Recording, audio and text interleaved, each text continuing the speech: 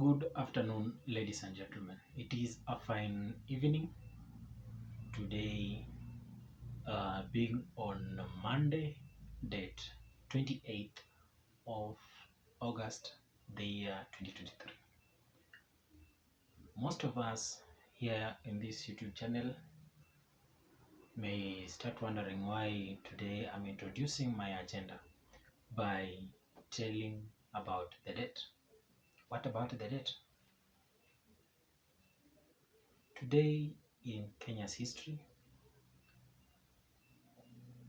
it is a very important day in the history of Kenya because today the Kenya Constitution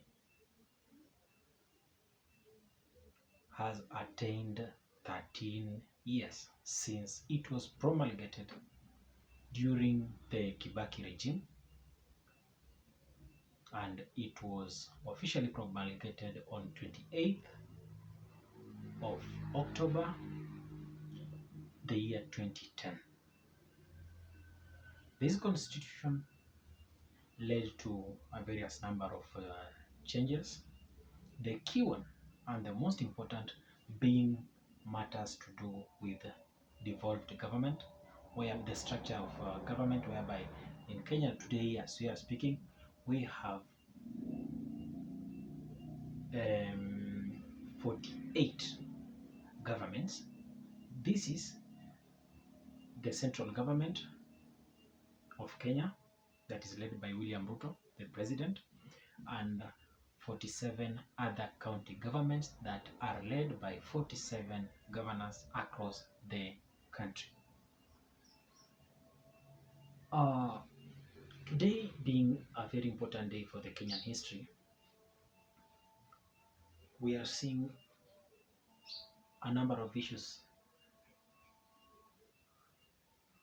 coming, which I'm still putting an eye on, still observing keenly, and making a follow-up here and there to see where or which direction it's going to take.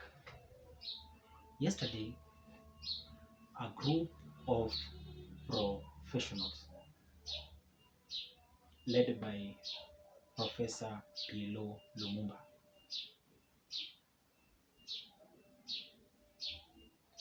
led a group of elites and professionals to come and start a new agenda of making various changes from within the constitution. Remember, the constitution, when it was promulgated, not everything was included and not everything was excluded, but at least it attained the majority when referendum was conducted and the majority had their say. But 13 years down the line, I think, based on what Pierre Lumumba was saying yesterday, I can tell you that it is the right time to change our constitution. Because you can imagine,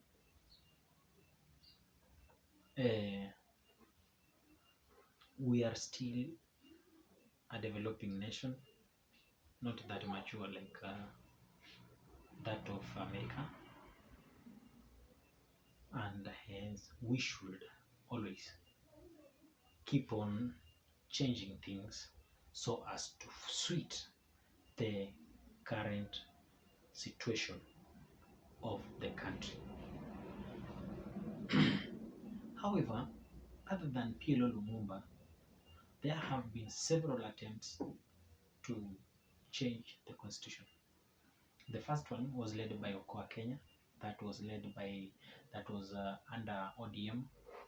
Even right now, we still have, I don't know if we still have that Okoa House in Capitol Hill. I think Okoa Kenya House was later revamped into Capitol Hill, where Raila's office is, the opposition leader, the official opposition leader's office is. So That one with Okoa Kenya, it failed terribly because it couldn't withhold the current. It lacked the political goodwill from both the opposition and the government, since the opposition was the only one that was spearheading, but the government was not of the day was not at par with the demands of ODM party. Later, we came and how we had a Badilisha Katiba initiative some years back, but definitely it failed. Later of late, we had the famous BBI that was brought by the handshake regime, by the handshake brothers, that is Uhuru and Raila. But at the county assembly, it was passed. But when it came to judiciary, it was kicked out. This was a stab, especially to the Azimio Brigade that was led by Uhuru Kenyatta and his handshake partner, brother Raila Amolo Odinga. So before that we had the Third Way Alliance, a bill which was also aimed at changing the constitution, so as that it was called Punguza Mzigo Initiative. According to them, they were saying, I don't know, they were recommending that the number of constituencies to be reduced, the number of constituencies to be reduced to a certain number, cabinet secretaries to be reduced from 22, I don't know from to which number. Then there was also other issues, but it did not succeed. So today, as we are speaking, a group that is led by Pierre Lumumba, I think it is on a better course. Remember, BBI was pushed away by the judiciary of Kenya by then, led by Martha Koome, CJ, Chief Justice, Lady Justice Martha Koome, on the grounds that it was sponsored by politicians, by the handshake brothers, yet a referendum is something that is not supposed to be aligned with politicians anymore. Because when politicians leads anything, it will mean that it will lean towards certain direction, then leave the demands of common mwananchi. However, also there was this issue of, in the BBI, there was this issue of a introduction of ombudsman, and in the constitution that was to be enshrined in the constitution, that was supported by the judiciary. So by the judiciary. So ombudsman, this is a special team that was to be given power to monitor the conduct of the judiciary. Since the judiciary, BBI was not bad. Let me tell you the truth. BBI was not bad. If, for example, let's say, for example, William Ruto was the one who was contemplating about the BBI, it was bad.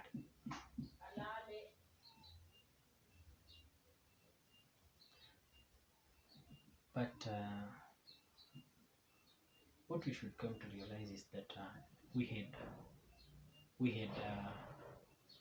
had so-called in the BBI we had issues about the position of the prime minister, who was to be given 2 deputies, who was to be deputized by 2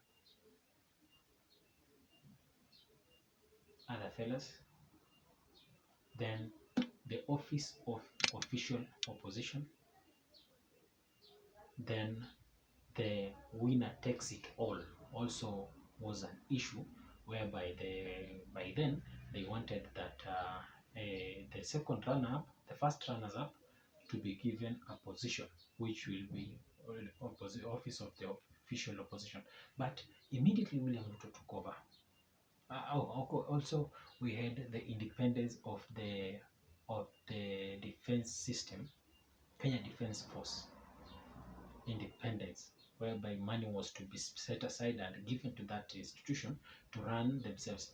A number of things William Ruto implemented. This one includes he in fact for the first time he just when his first 90 days, the first thing that he did was to do to give them money so that they can run their own affairs to maintain their independence. That is the military forces. Then we had this issue of prime cabinet secretary, prime minister, but William Ruto, through use his majority number in the parliament, and he used his overwhelming support from the parliament to bring in the position of prime cabinet secretary, which is just equivalent to the prime minister, and his role were clearly stipulated. However, the remaining thing that is going to be tackled at the second at the team that is led by PLO Lumumba towards the changing of the Katiba, this will involve referendum. And the first thing they will have to do, they are enjoying, is that PLO Lumumba is going to enjoy the political goodwill from both opposition and to the government. You can imagine, since the Kenya Kwanza government, since the government started saying that they want to include the office of for official opposition in the city governance structure, Raila Amolo Odinga has never said that position he don't want. He has never commented on it. He said that they are ready. This means that they are ready to receive